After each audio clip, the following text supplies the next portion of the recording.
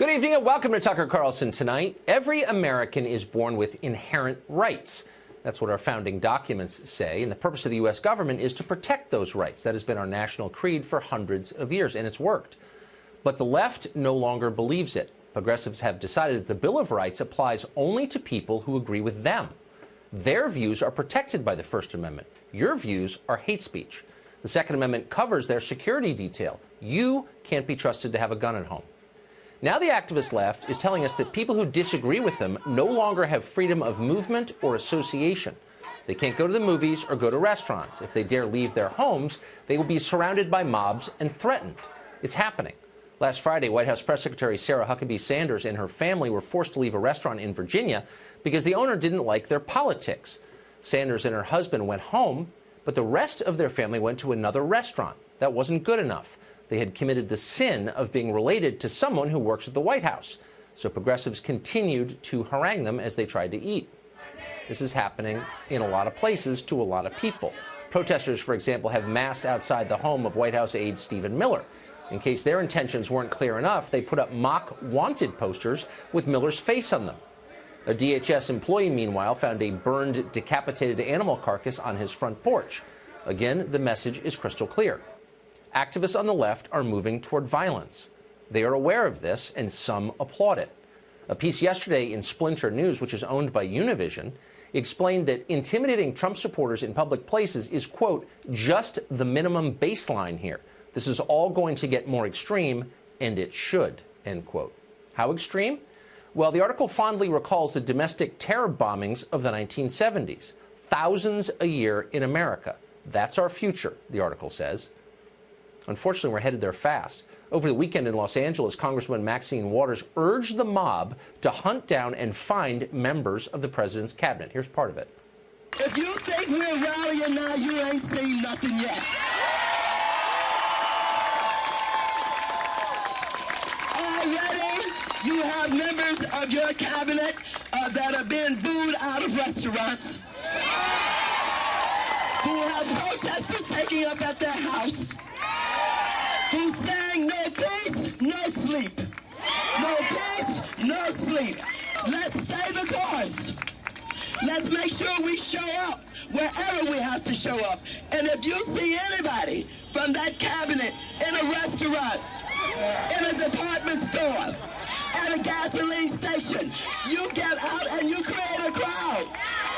And you push back on them. And you tell them they're not welcome anymore, anywhere.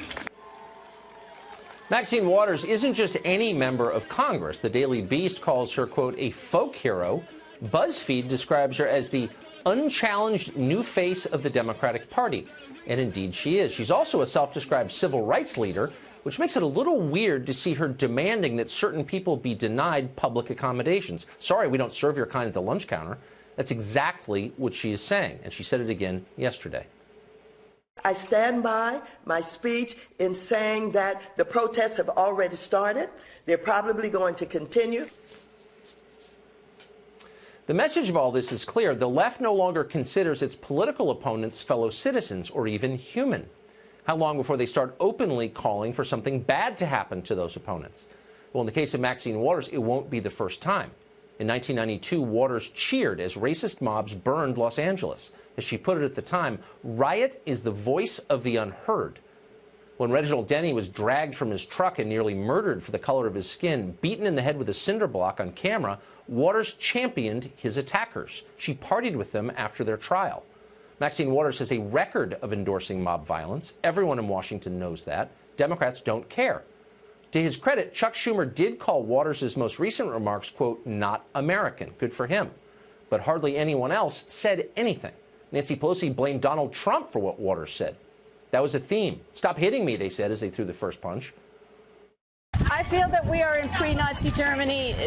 The stages of things that are occurring on a daily basis, the obfuscation, the lies, the totalitarian behavior is shocking and horrendous. Yeah. And we have to be vigilant. They follow the exact pattern that Hitler had. He is evil. He is evil. And the thing is, I thought, oh, he'll come in and he won't really know because he's not that smart. He doesn't, he'll just do a showmanship thing. But he's evil. This is about racism.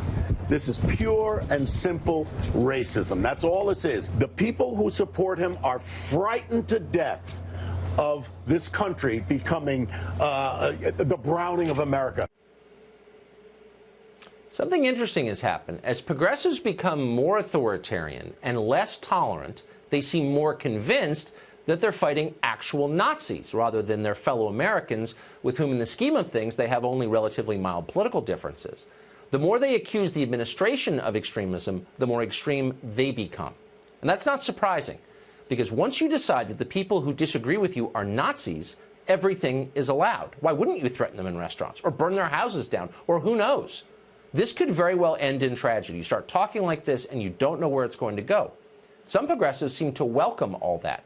Quentin James, who's the head of a political action committee that supports Democrats, recently announced that those calling for calm are, quote, accomplices of the current administration. Accomplices? This is the language of total war. It's scary. It has no place in politics. We're heading towards something awful. And the only people who can stop it are the adults on the left. And there are still some. Democratic members of Congress, entertainment figures, religious leaders, media chieftains like Jeff Zucker at CNN or Andy Lack at NBC. They're silent now, cowering and complicit in all of this, but the country badly needs them to cool the rhetoric and rein in the mob. No more Nazi talk on their TV channels. No more screaming at people in restaurants. There's a point of no return, and we are approaching it, and we need their help to pull back.